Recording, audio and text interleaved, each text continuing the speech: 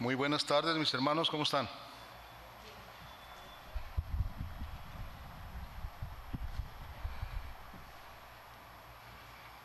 ¿Listos para recibir la palabra?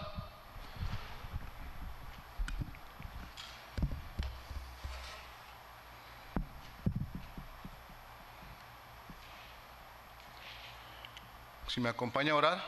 Señor, te damos gracias en este día. Te pedimos, Señor, por tu sabiduría, Señor, por tu inteligencia. Señor, te pido, Señor, que me des palabras, Señor, para poder administrar a mis hermanos, Señor, y que sea de edificación para cada uno de nosotros. Señor, sabemos que hemos venido con buena disposición a alabarte, a bendecirte, a exaltarte, pero también venimos a escuchar tu palabra, venimos a ver qué tienes para nosotros el día de hoy, Señor. Te pido que esta palabra caiga en buen terreno, Señor. Te damos gracias en el nombre de Jesús. Amén.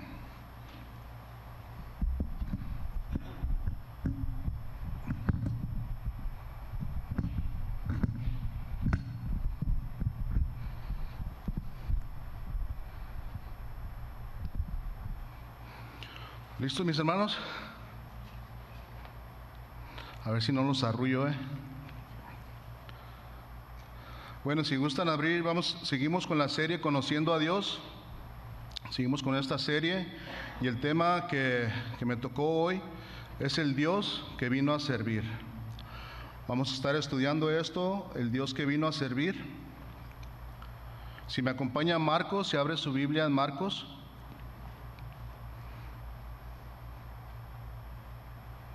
Marcos 10:45. Creo que es un versículo muy conocido. Es un versículo que se usa mucho para dar clases a los servidores de una congregación, a los sugieres, a todos los que sirven en una congregación, tanto como panderistas, sugieres, maestros, y es un versículo muy usado. Pero la realidad es que va más allá. Vamos a estar estudiando este versículo en Marcos 10:45. Dice, porque el Hijo del Hombre no vino para ser servido, sino para servir y para dar su vida en rescate por muchos. Les leo este mismo versículo en Nueva Traducción Viviente. Pues ni aun el Hijo del Hombre vino para que le sirvan, sino para servir a otros y para dar su vida en rescate por muchos. Bueno, esta palabra servir significa diaconeo en griego. Significa ser servidor, actuar como diácono, administrar, ayudar, ministrar, mesero, el que sirve las mesas, siervo o sirviente. El acto supremo pertenece a Jesucristo. Con firme determinación se dispuso a cumplir su propósito en la tierra. Vino a servir y no a ser servido. ¿Cuántos sabemos que nuestro Señor vino a servir? ¿Sí lo saben, mis hermanos, o no? ¿Sí? Nuestro Señor Jesús vino a servir y no a ser servido. Esto se ve en 3 actos supremos. El primer acto supremo, la humillación suprema, esta se vio en el acto de venir a la tierra. El Hijo de Dios vino a este mundo, a este planeta Tierra. La encarnación es el Hijo de Dios haciéndose hombre. Para la mayoría de los hombres, la humanidad es el clímax de la creación sobre la tierra, pero en el marco y la perspectiva del universo y ante Dios, el hombre no es nada. Y no estoy diciendo que no valemos nada, más bien me refiero qué tan pequeños somos comparados al universo. ¿Sí saben que somos bien pequeños? Imagínense una hormiga pequeña, ¿cómo nos miramos nosotros a comparación del universo? Nos miramos bien pequeños y hay muchos que se sienten grandes, no sé por qué, pero esa actitud creo que no es buena delante de Dios. En realidad es imaginable que Dios se convierta en miembro de una raza de seres tan insignificantes. Es el acto más humillante posible. El segundo acto supremo, la misión suprema, el acto de ministrar. No vino Jesús para ser servido, sino para servir. Los hombres a quienes vino a servir lo trataron como el más vil. Imposible, pero cierto. ¿Sí saben que cuando vino Jesús lo trataron como al más vil? Imposible, pero cierto, mis hermanos. No le dieron lugar donde recostar su cabeza. Esto lo vemos en Mateo 8:20. Jesús les dijo: las zorras tienen guaridas y las aves de los cielos nidos, mas el Hijo del Hombre no tiene donde recostar su cabeza. Lo que quiso decir el Señor es que no tenía un hogar permanente. Eso es lo que quería dar a entender. A solamente 3 años de anunciar públicamente que había venido a salvarnos, lo mataron. Ahora notemos esto: Jesús es el Rey de Reyes y Señor de Señores. Sin embargo, estableció su reino haciéndose ministro y siervo de todos nosotros. No se enseñoreó sobre los hombres, ministró y sirvió a los hombres. Por haberse hecho siervo de todos, ahora Dios lo ha exaltado en grado sumo. ¿Cuántos saben que Dios lo ha exaltado? El tercer acto supremo, el precio supremo, es el acto de dar su vida en rescate por muchos, por todos nosotros. Rescate por muchos, un rescate dado en cambio de muchos, un rescate dado por muchos, un rescate en lugar de muchos. Jesús vino a servir y a rescatar al hombre. ¿Cuántos le dan gloria a Dios? La esencia de Marcos 10:45 es que Jesús vino a servir y a rescatar al hombre. Su servicio fue dar su propia vida por usted y por mí. Jesús ha pagado el rescate por nosotros. No sé usted, mi hermano, pero debemos dar gracias a Dios por eso, por nuestro rescate. Eso es grandioso. ¿Cuántos dan gracias a Dios? Vemos esto en el Antiguo Testamento. Rescate, en la palabra lutrón en griego, es un medio para soltar, es la liberación de una vida. Si me acompaña ahí Éxodo 21:30.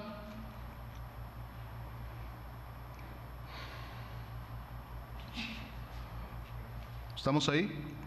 Dice Éxodo 21:30: si le fuera impuesto precio de rescate, entonces dará por el rescate de su persona cuanto le fuere impuesto.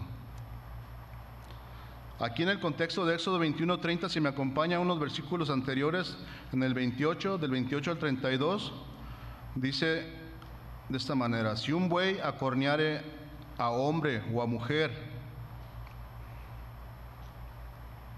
y a causa de ello muriere, el buey será apedreado, y no será comida su carne, mas el dueño del buey será absuelto.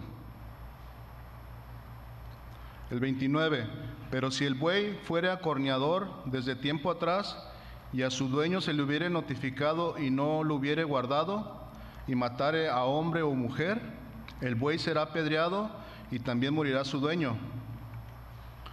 Si le fuere impuesto precio de rescate, entonces dará por el rescate de su persona cuanto le fuere impuesto. Haya acorneado a hijo o haya acorneado a hija, conforme a este juicio se hará con él. Si el buey acorneare a un siervo o una sierva, pagará su dueño 30 siclos de plata, y el buey será apedreado. Aquí les explico un poco más claro. Si un buey corneaba a una persona y ésta moría, el animal debía morir. Pero si el animal tenía costumbre de atacar violentamente a la gente y su dueño no hacía nada para prevenirlo, ambos debían de morir. Ambos tenían que morir por ocasionar la muerte de alguien. El dueño podía evitar la pena de muerte si compensaba económicamente lo que determinarían los familiares del difunto o del muerto. Si un siervo era muerto por un buey, el dueño del animal tenía que remunerar el acto al amo del siervo con 30 siclos de plata. Esto es un precio de rescate, el precio pagado por algo Por ejemplo, un esclavo en Levíticos, si me acompaña a Levíticos 19, 20, 22, les leo la Nueva Traducción Viviente.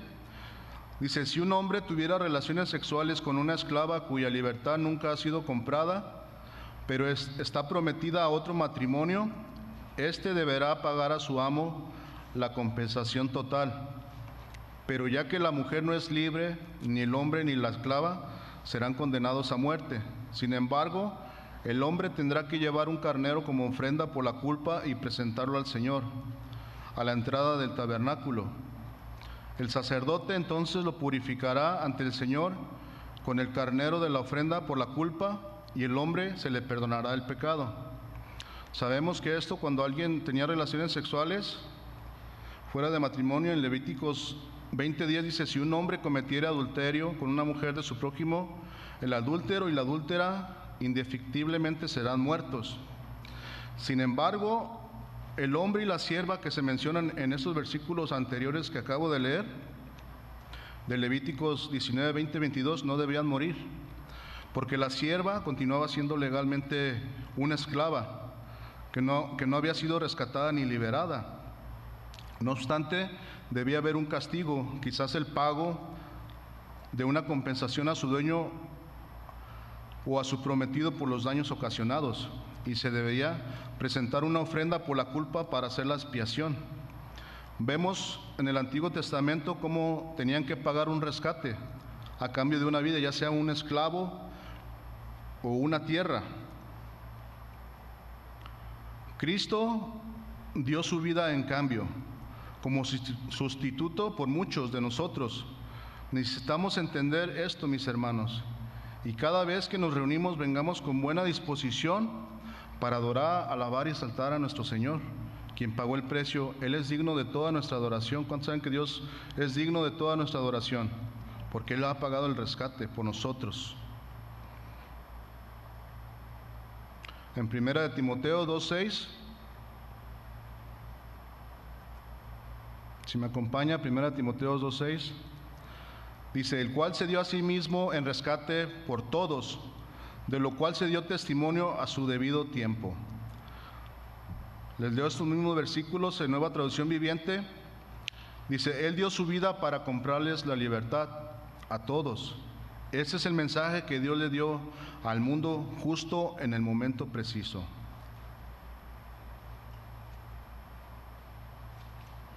El clímax de su servicio fue su muerte en rescate por muchos. Él hizo esto voluntariamente, se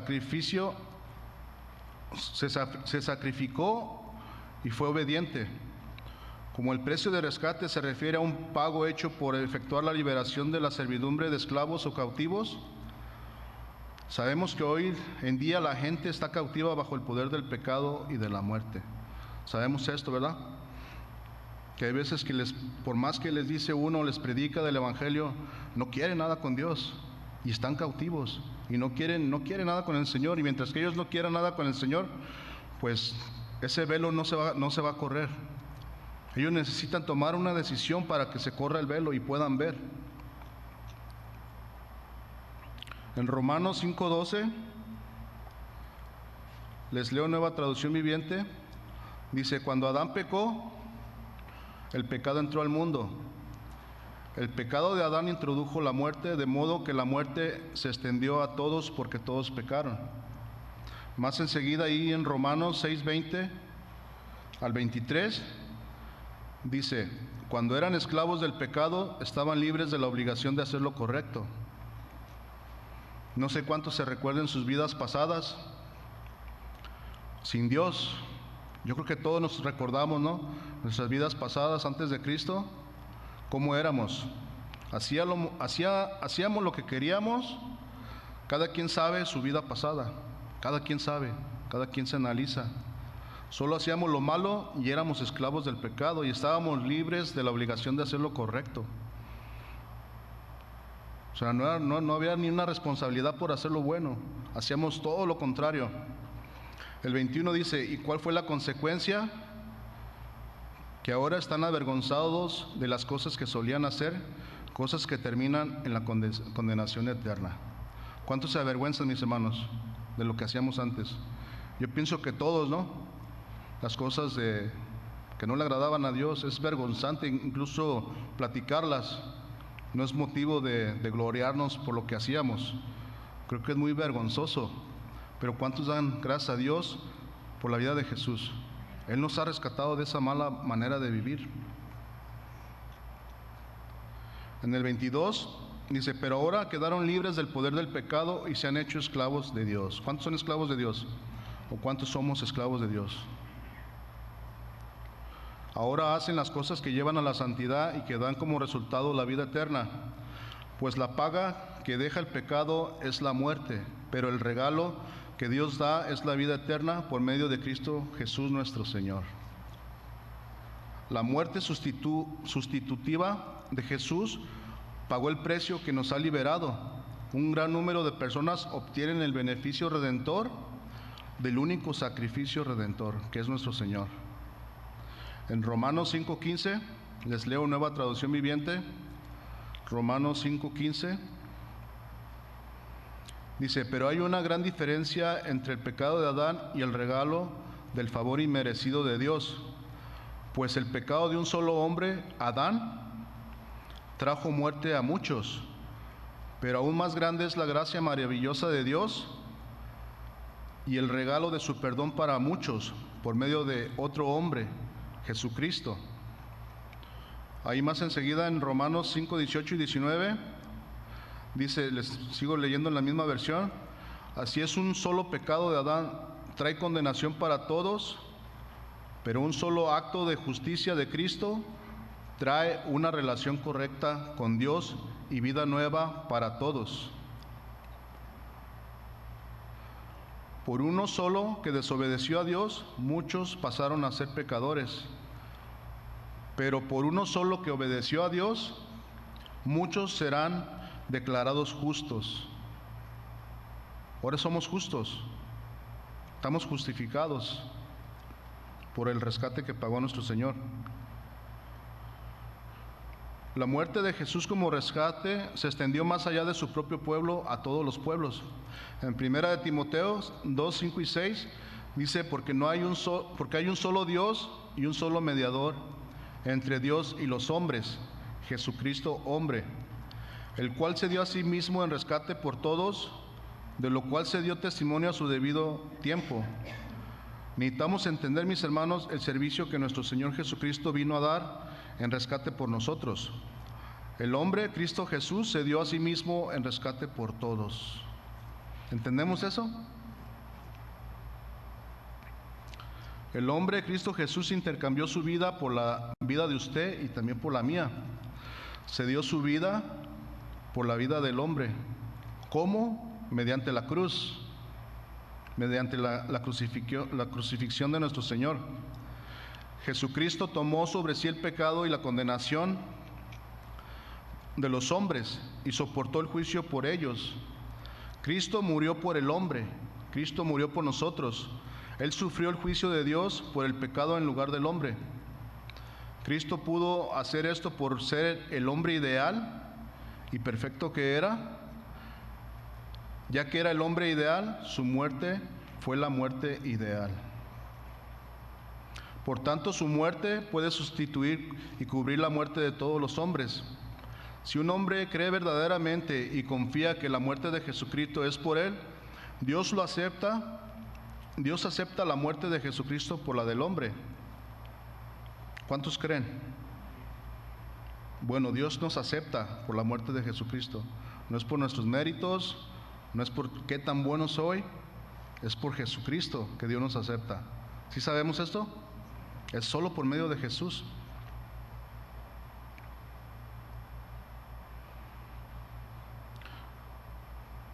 Dios realmente considera al hombre como ya muerto en Cristo. ¿Cuántos están muertos en Cristo? Pero también vamos a resucitar en Cristo. ¿Saben eso? Dios acepta al hombre libre de la culpa y de la condenación del pecado porque Cristo ya pagó el precio por el pecado y la muerte. Este glorioso evangelio de Dios, que ahora el hombre puede vivir para siempre, todos podemos vivir en la presencia de Dios. Vamos a vivir una eternidad, mis hermanos. Y más vale que nos empecemos a amar ahorita, porque allá vamos a estar una eternidad, allá nos vamos a tolerar, allá vamos a aguantarnos, quieran o no. Si no les caigo bien, pues ni modo, les tengo que caer bien. O si hay alguien que no les cae bien, pues vamos pensando que vamos a estar una eternidad juntos. Jesucristo se dio a sí mismo como rescate por el pecado y la muerte. Cuando el hombre recibe a Cristo Jesús en su corazón y comienza a seguirle, Dios le da ahora y para siempre vida abundante y eterna. Cuando el hombre termina su tarea sobre la tierra, Dios le lleva a su presencia en un abrir y cerrar de ojos. En un abrir y cerrar de ojos estaremos en la presencia de Dios. El hombre nunca más tiene que morir, ya no vamos a morir, porque tendremos vida eterna con el Señor. La frase donde dice, de lo cual se dio testimonio a su debido tiempo, en 1 Timoteo 2:6, significa que Dios envió a su Hijo cuando se cumplió el tiempo, cuando llegó el momento preciso de que Cristo viniera a la tierra a servir y a dar su vida en rescate por nosotros. Vemos al Dios supremo, al Dios omnipotente, al Dios omnisciente, al Dios invisible, al Dios inmortal, al Dios infinito, al Dios eterno. ¿Qué más, mis hermanos? El Dios santo, el Dios misericordioso, el Dios justo. Se despojó de su gloria para venir a servir. ¿Se imagina eso? Jesús mismo es el ejemplo supremo de la verdadera grandeza de servir. Jesús, el cual siendo en forma de Dios, no estimó el ser igual a Dios como a cosa a que aferrarse. Si me acompaña, vamos a ver esto en Filipenses 2, del 5 al 11, dice: haya pues en vosotros este sentir que hubo en Cristo Jesús, el cual siendo en forma de Dios no estimó el ser igual a Dios como cosa a que aferrarse, sino que se despojó a sí mismo, tomando forma de siervo, hecho semejante a los hombres, y estando en la condición de hombre, se humilló a sí mismo, haciéndose obediente hasta la muerte y muerte de cruz, por lo cual Dios también lo exaltó hasta lo sumo y le dio un nombre que es sobre todo nombre, para que en el nombre de Jesús se doble toda rodilla de los que están en los cielos y en la tierra y debajo de la tierra, y toda lengua confiese que Jesucristo es el Señor, para gloria de Dios Padre. ¿Cuántos confiesan que Jesús es el Señor? Amén. Jesucristo es el ejemplo supremo de la humildad. Como se ha dicho, esto es uno de los pasajes más importantes jamás escrito sobre nuestro Señor Jesucristo.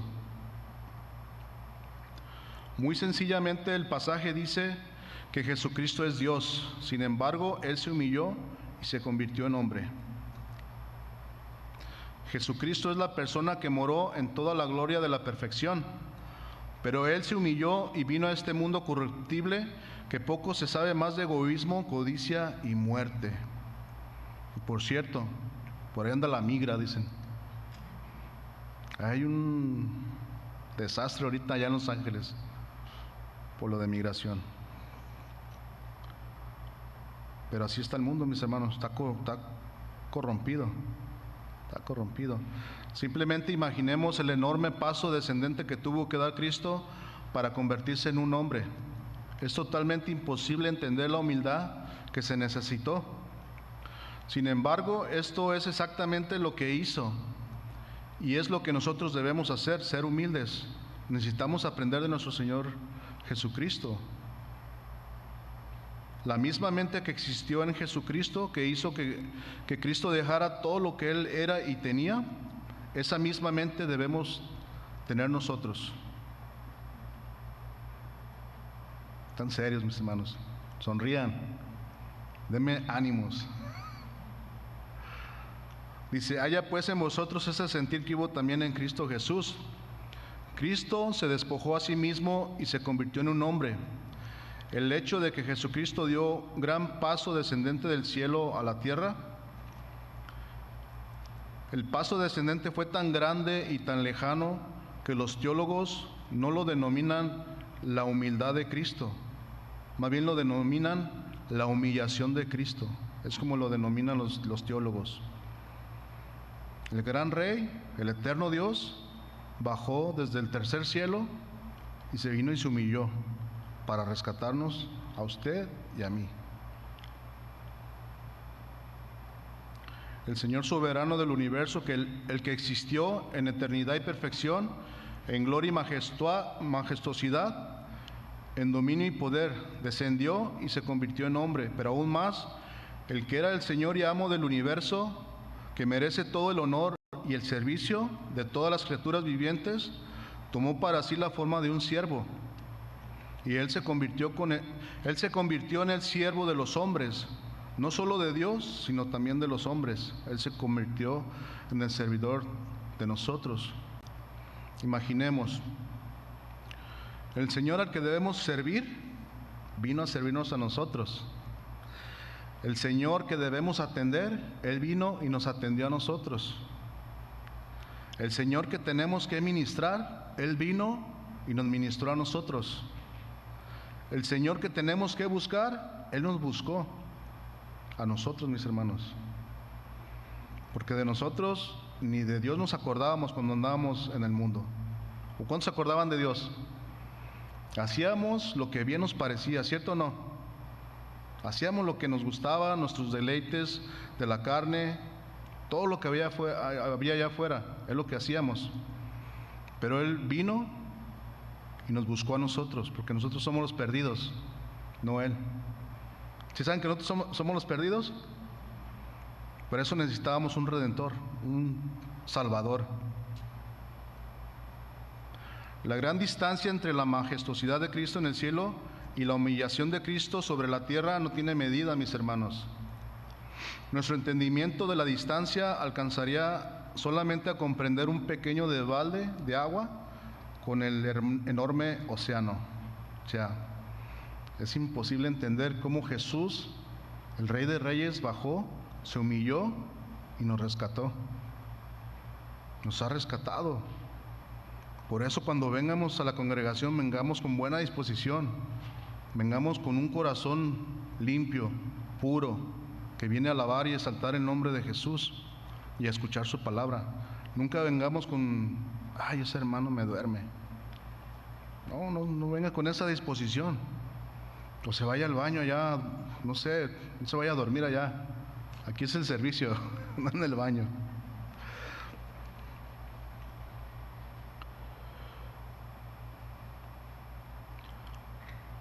Realmente se nos instruye que dejemos que la misma mentalidad de humildad de Jesús fluya a través de nosotros. Por ende, debemos servir con humildad a nuestro Señor Jesucristo y poner todo nuestro empeño en servir con gozo, con alegría y con diligencia. En Romanos 12:11, si me acompaña Romanos 12:11, dice: en lo que requiere diligencia, no perezosos, fervientes en espíritu, sirviendo al Señor. Le leo este mismo versículo, Nueva Traducción Viviente. No sean nunca perezosos, más bien trabajen con esmero y sirvan al Señor con entusiasmo. Jesús es nuestro mayor ejemplo en servir. Se requiere diligencia. La palabra diligencia en griego es espoude, y esto significa con velocidad, con rapidez, con fervor, con anhelo, con solicitud. Así es que no se la piensen tanto en servir a Dios, mis hermanos. Sirvamos al Señor con esmero, con fervor, con rapidez, con anhelo, con solicitud, con pasión y con amor. Sabemos que este servicio no solo es en este lugar o en una congregación. Nuestro servicio tiene que ser donde quiera que estemos, en el trabajo, en la casa. Siempre tenemos que ser el mismo, donde quiera que estemos. El servicio que damos primero en casa y en el trabajo también. Bueno, en el contexto de nuestro versículo de base de Marcos 10:45, donde dice, porque el Hijo del Hombre no vino para ser servido, sino para servir y para dar su vida en rescate por muchos.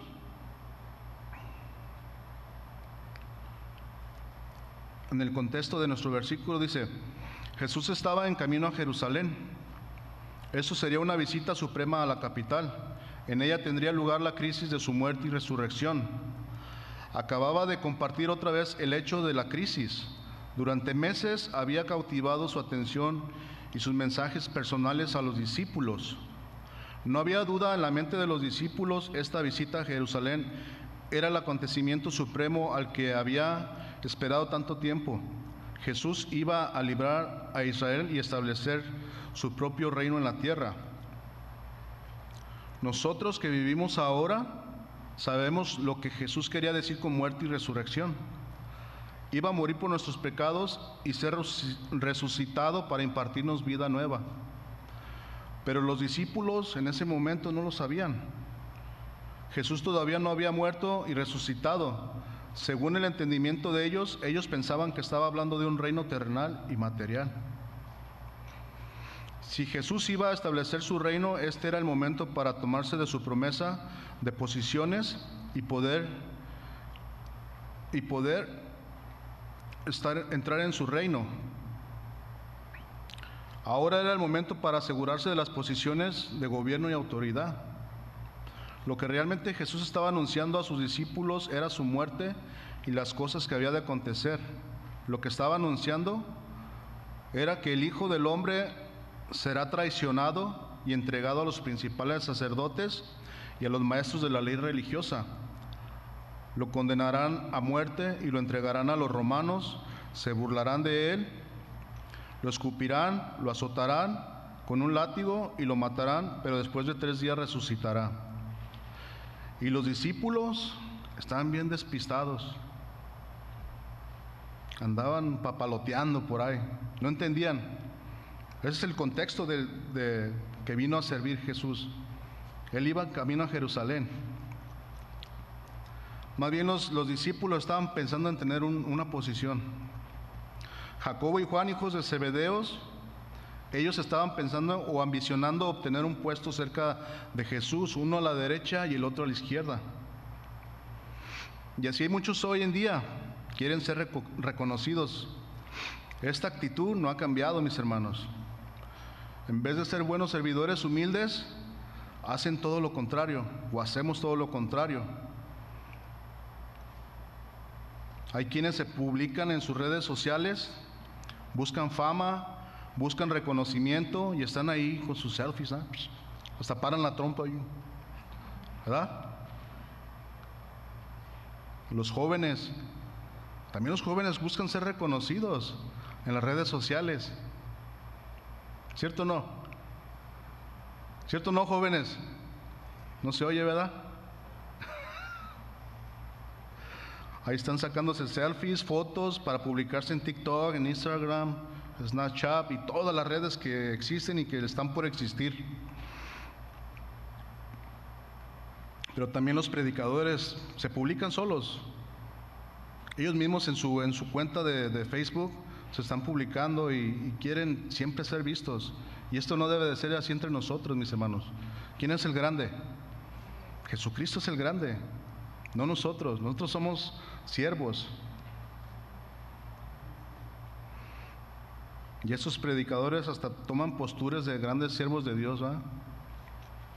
Jacobo y Juan sabían que iban a tener un lugar de autoridad porque Jesús ya se los había dicho anteriormente en Mateo 19:28.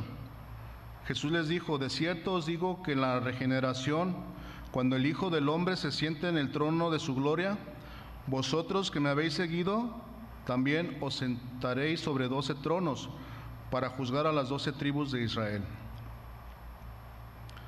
Pero Jacobo y Juan, ellos ambicionaban el puesto más cerca de Jesús.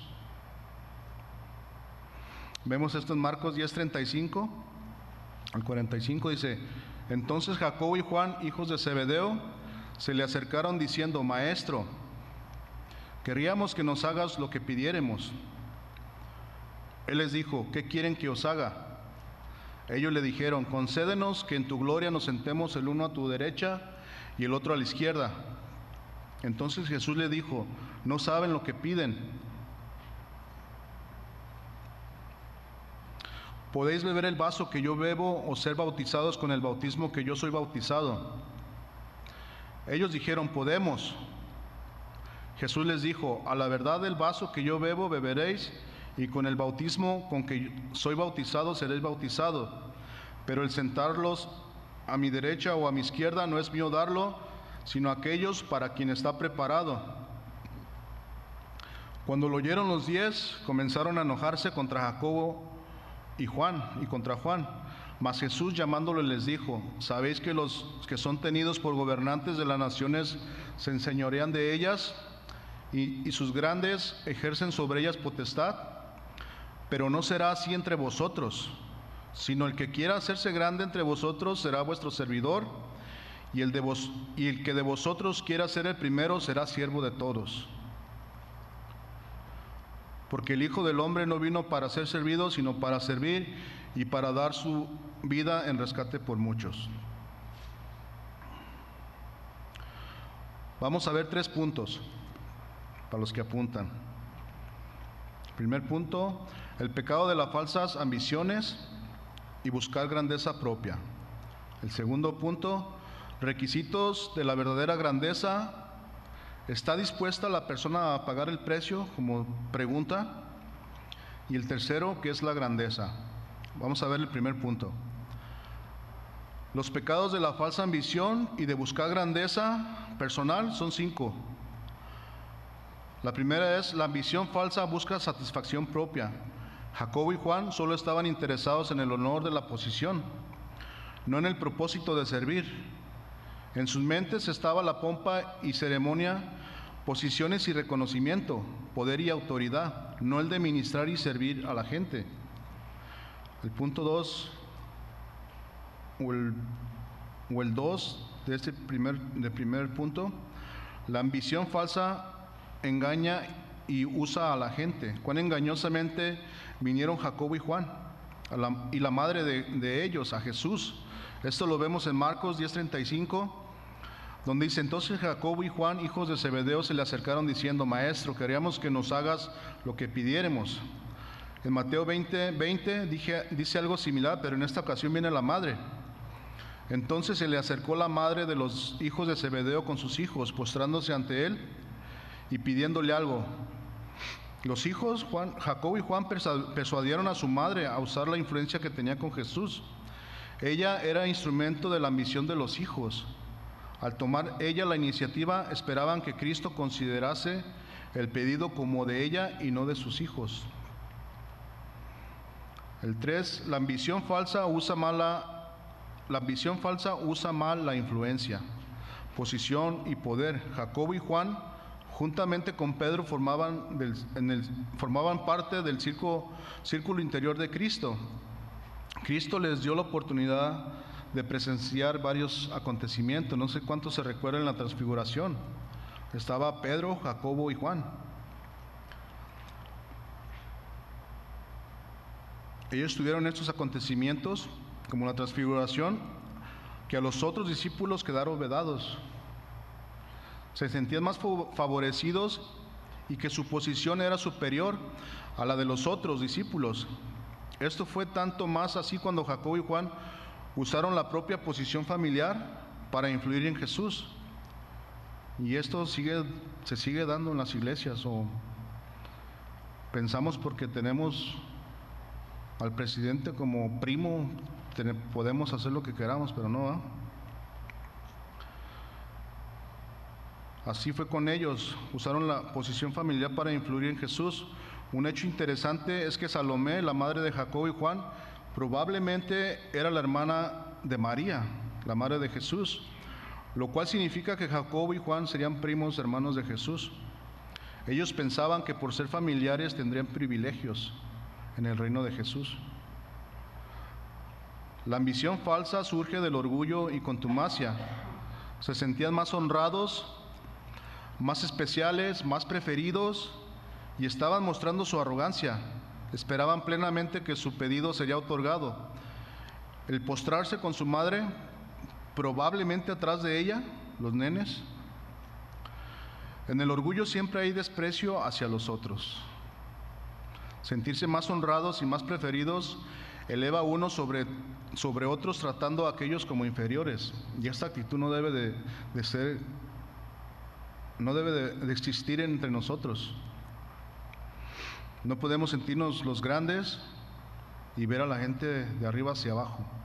Esta actitud se ve mucho en México, ¿verdad? Los que tienen posiciones materiales, los que son ricos allá, al pobre lo ven bien insignificante. Aquí es más, no se ve tanto eso.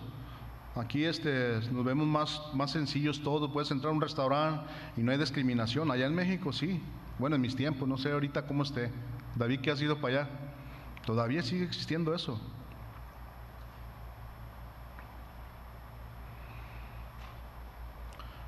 La ambición falsa malinterpreta los hechos. Jacobo y Juan no entendían la muerte y resurrección de Jesús. Las malinterpretaron, hicieron el mismo error que tantas veces hace el hombre. Espiritualizaron la palabra de Dios. Cuando Cristo habló de morir, probablemente pensaron que se refería al conflicto que tendría lugar al ser derrocado el dominio romano. Cuando Cristo habló de resucitar, probablemente pensaron que se refería al nacimiento y al poder del reino de Dios. Solo pensaban en términos de poder terrenal y temporal. No captaron en absoluto el tema en cuestión, no captaron la muerte y resurrección literal del Hijo de Dios, que salvaría espiritualmente y eternamente al hombre. Existe la ambición buena y saludable, y existe la ambición mala y destructiva. La buena ambición le da a uno propósito, significado y sentido a la vida, motoriza la actividad y la iniciativa de autoestima y muchas otras cosas. Todas estas cualidades son saludables y necesarias para todo ser humano. Todos necesitamos sentirnos dignos, pero la auténtica salud interior proviene de servir a otros, no de la posición del poder. Esto es lo que Jacobo y Juan no vieron. La ambición mala es falsa, es engañosa en todo sentido imaginable. Puede llevar a la exaltación y al poder, pero corrompe y destruye. Carcome el cuerpo de la persona tanto como su espíritu, y consume y hace mal uso de las personas. El pecado siempre corromperá, destruirá, de modo que la falsa ambición es pecado, mis hermanos. Las altas posiciones de responsabilidad y autoridad no tienen nada de malo. Sabemos que no tiene nada de malo, si se ejercen humildemente. No tiene nada de malo querer ser un pastor, porque la misma palabra dice que si alguien anhela ser obispo, buena obra desea. ¿Saben esto, verdad? O sea, no tiene nada de malo. Lo que tienen de malo es la actitud. ¿Con qué actitud queremos para ser vistos? Esa no debe ser la actitud. Tenemos que tener una buena actitud.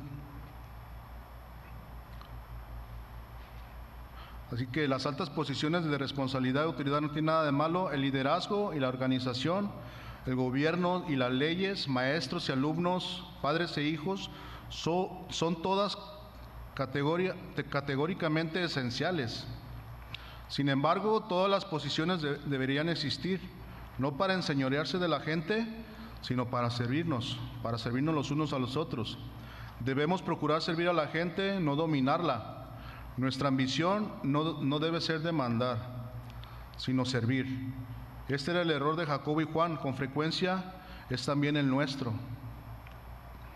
Hay una tremenda diferencia entre mandar y servir. ¿Sí saben eso? ¿Cuánto les gusta mandar? Digan a todos, ¿cierto o no? Y tráeme el vaso de agua, y que ve limpia los baños, y que limpia la cocina, que saca la basura, ve lava el carro. ¿No? ¿Cuál es nuestra actitud? ¿La de mandar o de servir? ¿Y el que manda y el otro qué es? ¿Es obediente cuando le mandan a hacer algo? ¿Hijos? ¿Son obedientes cuando se entienden en su cama?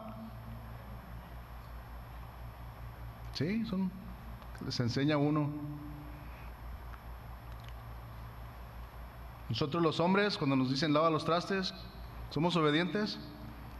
No, yo soy el hombre de la casa. Lávalos tú. Yo soy macho camacho. Yo soy Juan sin miedo. A mí nadie me va a decir qué tengo que hacer. ¿Ah?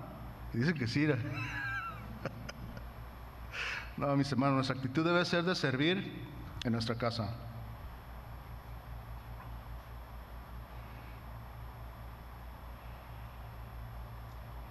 Esta actitud se ve mucho en el mundo. En una empresa, en una compañía, todos quieren ser el manager. No sé cuántos han trabajado en compañías. Yo trabajé en una compañía. Los que tenían más tiempo se sentían los dueños de la empresa. Todos tienen esa actitud.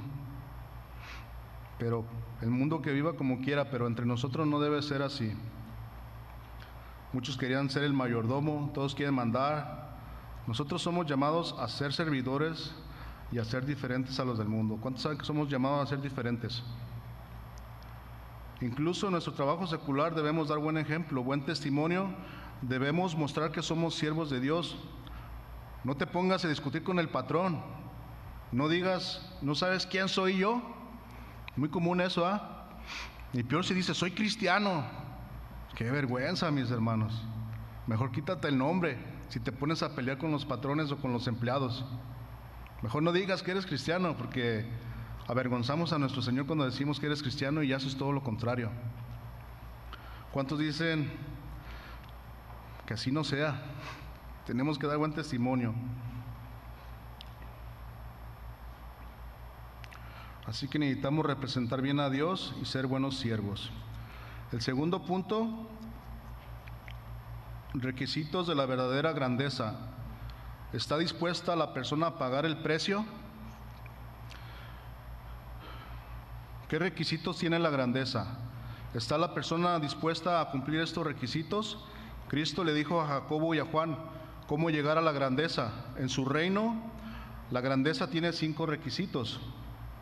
El primero es el precio de contemplar el sufrimiento y la muerte. La persona tiene que comprender que la grandeza implica sufrimiento del discípulo, obediencia y muerte del ego. Tenemos que matar nuestro ego, mis hermanos. La indulgencia y la extravagancia. La persona tiene que pensar, contemplar y comprender lo que está buscando.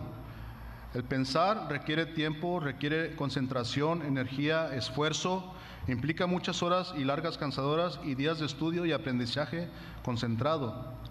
Realmente necesitamos concentrarnos en estudiar la palabra de Dios y estar en comunión con Dios, cosa que muy pocas veces hacemos. Cuando venimos a los servicios es cuando solamente abrimos la Biblia, y esto no debe ser así. Entre la semana tenemos que agarrar la Biblia y empezar a estudiar, y se requiere de esfuerzo. Aunque lleguemos cansados, a veces que llegamos cansados y queremos dormirnos, tómese un café. Tómese un café para que lo despierte y póngase a estudiar un rato. Porque la palabra es la que nos limpia, es la que nos purifica, la que nos renueva. Es nuestra comida espiritual, mis hermanos.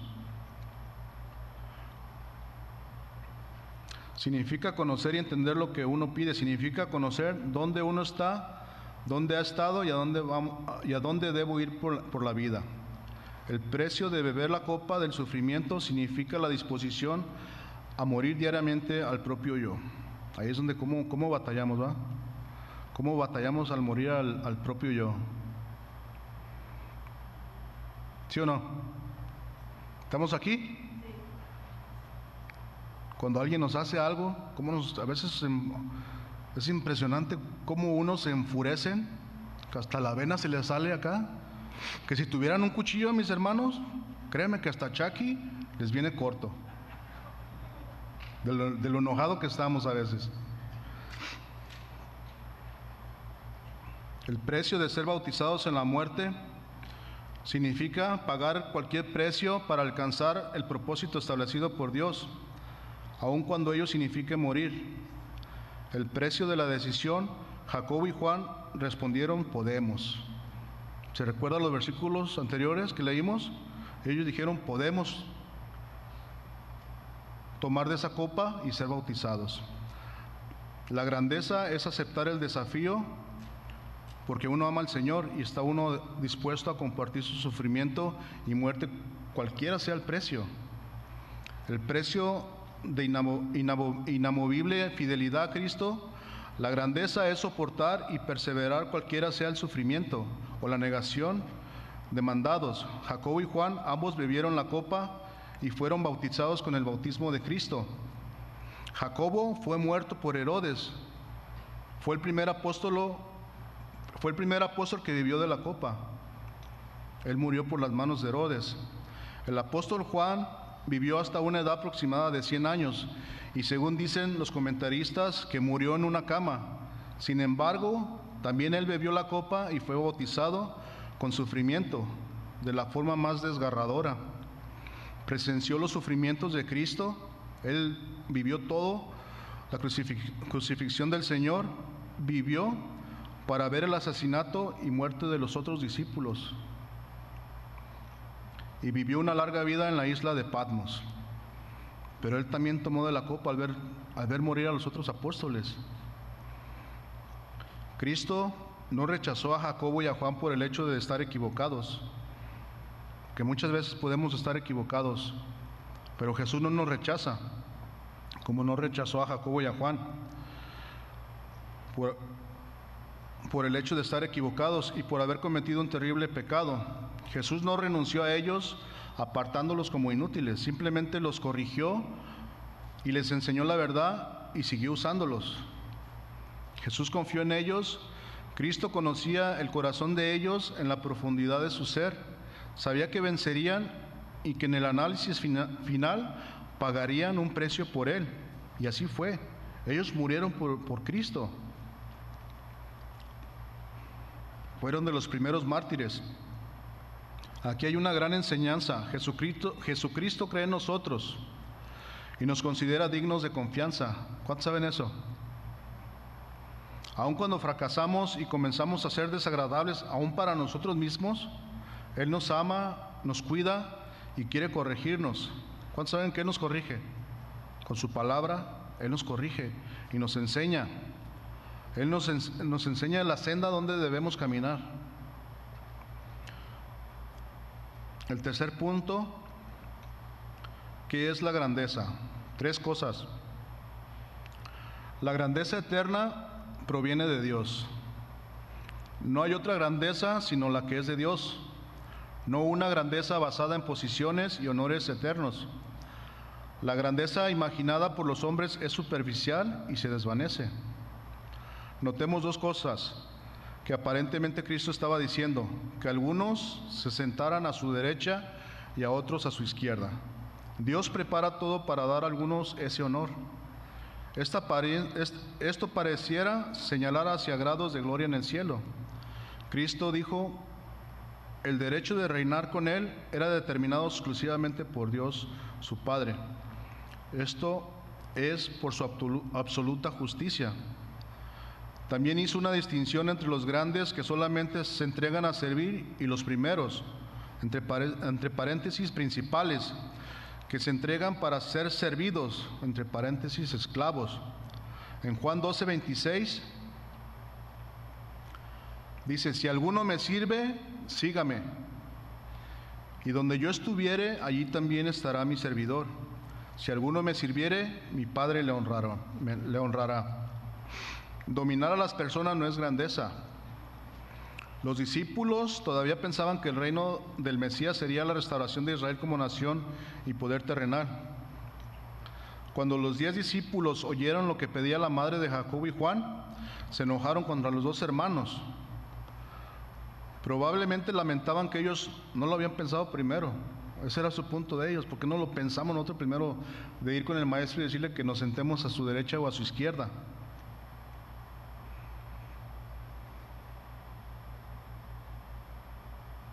Jesús se había percatado, por supuesto, de la evidente fricción entre el grupo.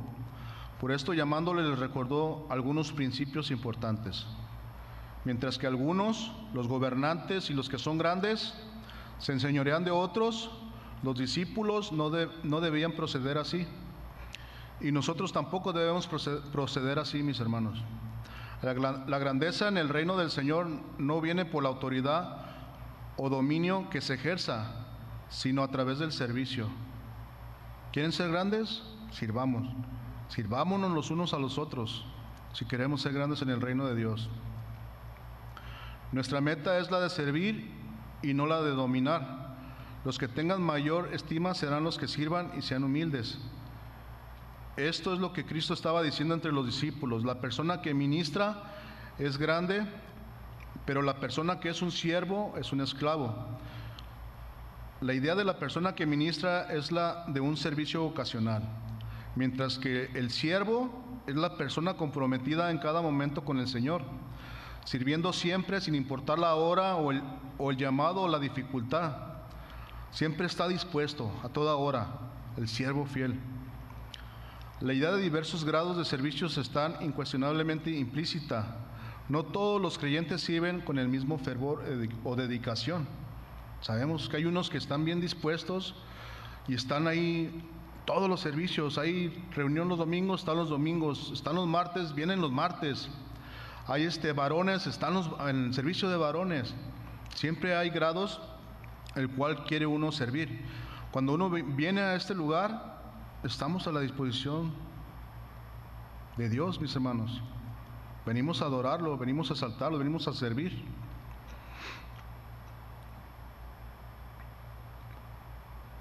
Una y otra vez nuestro Señor transmite grados de recompensa por el trabajo.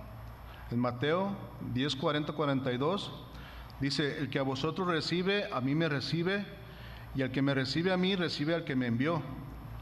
El que recibe a un profeta, por cuanto es profeta, recompensa de profeta recibirá.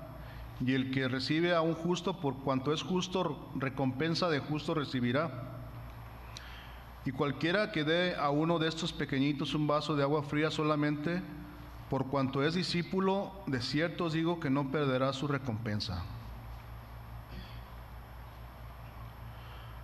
En 1 Corintios 15:58 dice: así que, hermanos míos amados, estad firmes y constantes, creciendo en la obra del Señor, sabiendo que nuestro trabajo en el Señor no es en vano. Sabemos que nuestro trabajo no es en vano. ¿Sí sabe eso, mi hermano? Ahí en el trabajo, si usted le predica el evangelio a alguien, está haciendo la labor de un servidor. Sabemos que el servir no solo es aquí en estas cuatro paredes, es allá afuera también. Así que no es en vano nuestra labor para el Señor. Amén. Y ya para terminar, dice: no ha habido otro ejemplo mayor de este principio que el Señor mismo. Sabemos que Jesús es nuestro ejemplo. Él no vino al mundo para ser servido, sino para servir y para dar su vida en rescate por muchos, por todos nosotros. No sé cuántos se recuerdan el versículo que les compartí la semana pasada. No sé si lo apuntaron, pero si no, se lo recuerdo. Deuteronomio 10:12. Si me acompaña, Deuteronomio 10:12.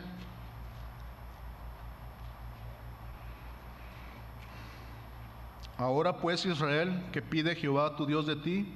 Sino que temas a Jehová tu Dios, que andes en todos sus caminos y que lo ames y sirvas a Jehová tu Dios con todo tu corazón y con toda tu alma. ¿Se recuerda el encabezado que dice ahí?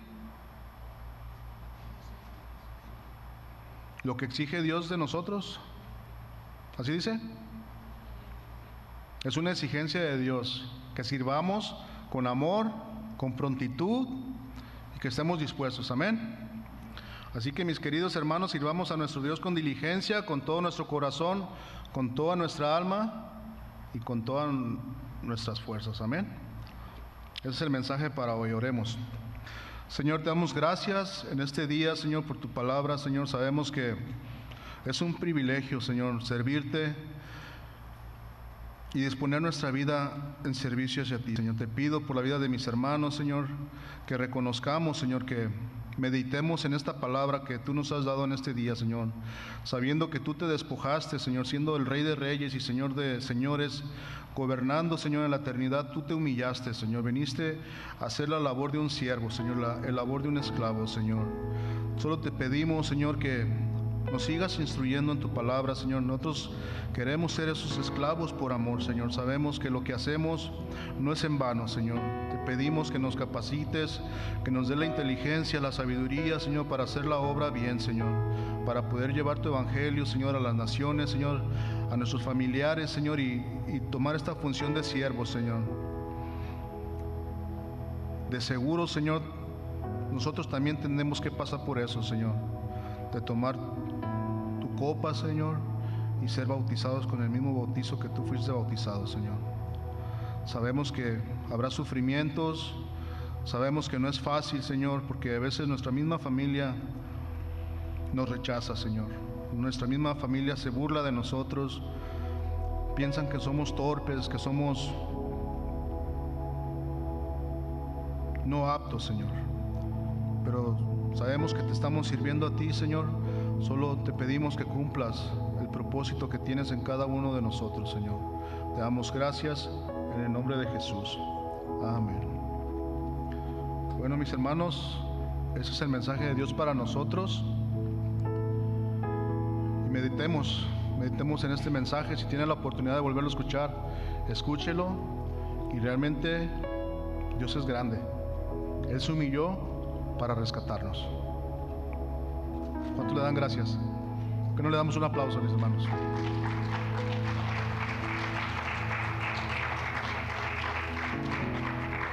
Bueno, quedan despedidos. Nos vemos aquí el martes, los que vienen el martes, y el domingo, los que vienen el domingo. Dios les bendiga.